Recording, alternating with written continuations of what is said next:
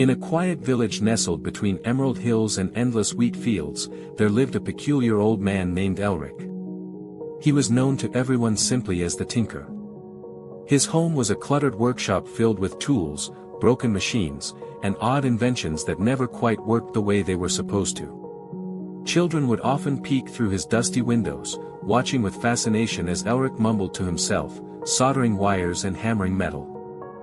People said Elric had once been a great inventor in the city, but something had happened. He had come back to the village decades ago and never spoken of it. Most thought he was mad, or at the very least, a dreamer who had lost his way. One summer, a boy named Callen moved into the village with his mother. He was thin, quiet, and walked with a slight limp from a childhood illness. The other children were kind enough, but Callen always felt out of step. While they played games and raced through the fields, he lingered by the edge, watching. One day, while exploring the village outskirts, Callen found himself in front of the Tinker's house. The door was ajar, and the smell of oil and iron wafted into the air. Driven by curiosity and something he couldn't explain, Callen stepped inside. Elric looked up, surprised but not unkind. His eyes were sharp and intelligent behind the grime on his spectacles. He didn't say much at first, just gestured to a stool. From that day on, Callen returned every afternoon. Elric never asked questions, and Callen never offered answers.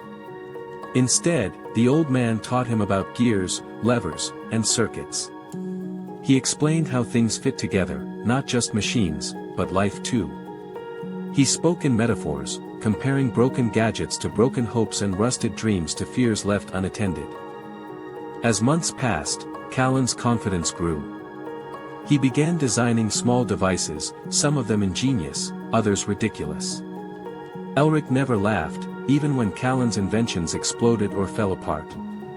Instead, he would nod, point out what went wrong, and encourage him to try again. One afternoon, Callen found an old, broken clock in a pile of scrap. Its hands were frozen, the glass cracked, its purpose long forgotten. Callen decided to fix it. Day after day, he worked on it, adjusting springs, polishing gears, studying its mechanism. But the clock remained silent. Frustrated, he slammed his fist on the table. "It's no use," he muttered. "Some things just can't be fixed." Elric looked up from his workbench. "Do you know why that clock won't work?" Callen shook his head. "Because it's broken. Too broken." "No," Elric said. "It won't work because you've already decided it can't." Callen frowned. "But I've tried everything." Elric leaned forward. "Everything you know." "Not everything that's possible." That night, Callen sat up thinking. He reread the old manuals Elric had lent him. He studied similar clocks. He imagined new ways to rebuild the mechanism. And the next morning, he came back with a different plan. 3 days later, the clock ticked. It was faint at first, a hesitant click followed by another. Then the hands moved. Slowly. Purposefully. Callen's eyes lit up as he shouted for Elric.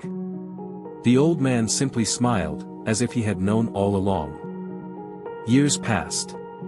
Callen grew, left the village, and became a renowned engineer. His designs changed lives, prosthetics for the disabled, clean water systems for villages, even artificial limbs for those who had none. He never forgot the Tinker. He returned to the village one spring, a man now, his limp barely noticeable. The workshop was still there, though quieter. Elric had passed away the winter before. In his place was a note, yellowed with age but written in a firm, steady hand. It read, "You are more than your broken pieces. Never decide something is impossible until you've done more than just try.